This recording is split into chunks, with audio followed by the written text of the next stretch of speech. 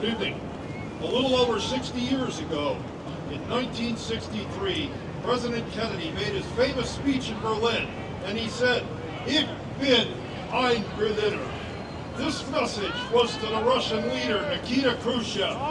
That message meant that the United States and the West would not abandon freedom-loving people of Berlin. 20 years later, in 1983, Ronald Reagan gave a speech warning the world that the Soviet Union was an evil empire. 20 years later, in 2002, President Bush gave a speech stating three countries, North Korea, Iran, and Iraq, were an axis of evil. It is no surprise that all three of these countries were allied with Russia. Now, a little over 20 years from that time, the thing that we should understand is that the Russian government is consistent and never changes its genocidal ways. Some Americans say that the price of helping Ukraine is too high, and we have problems here of our own. I would like to remind them of what President Kennedy proclaimed. Let every nation know, whether it wishes us well or ill, that we shall pay any price, bear any burden, meet any hardship, support any friend, oppose any foe, in order to assure the survival and success of liberty.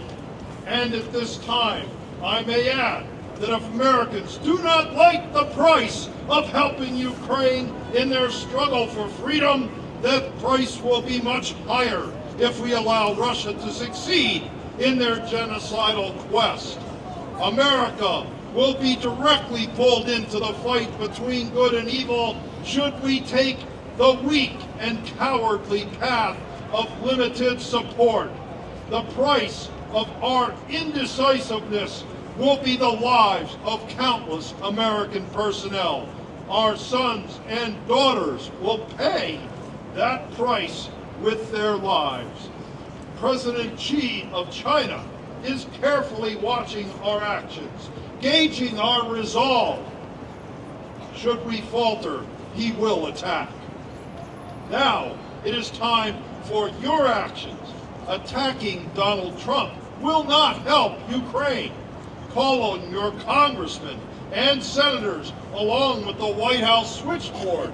Explaining to them why America should help Ukraine is what you should do.